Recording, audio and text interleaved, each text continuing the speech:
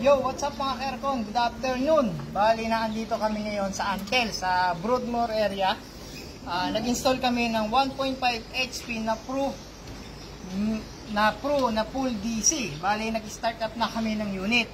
Ngayon, ang ginawa ko dito is nag-experiment ako yung settings ng EcoMaster pag naka-on at pag naka-off.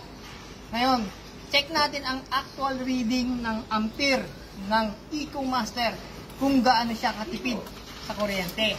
Tara, tingnan po ng actual. Bali ito. Ito yung running pressure niya. Nasa 200 PSI. 26 lang po ang settings nito. Tapos naka-on ang EcoMaster. Bali, ayan po. 1.2 ampere ang reading niya. Ibig sabihin po, napakatipid ng Midea Pro na full DC. Tara, punta tayo dito sa loob ng kwarto. Yan.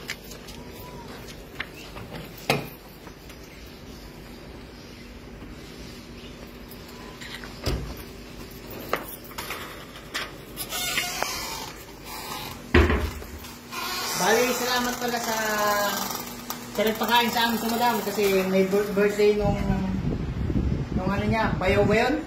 Bayaw, bali pakain siya ngayon. Tara dito sa kwarto.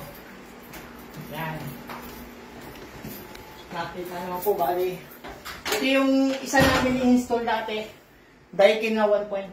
Tapos dito, sa kabilang kwarto naman, Midea Pro na 1.5 HP. Ayan, 26.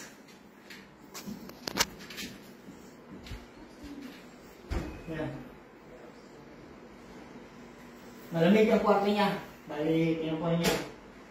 Ayan, bali, maraming salamat po kay Madam na kumuha sa amin ng unit. Salamat po sa pagtitiwala sa ENA Air Conditioning Services. Sa lahat ng gusto mag-inquire o mag-visit lang sa aming shop, punta lang sa 899 Commercial Space, Barangay Navarro, General Trias, Cavite. Thank you!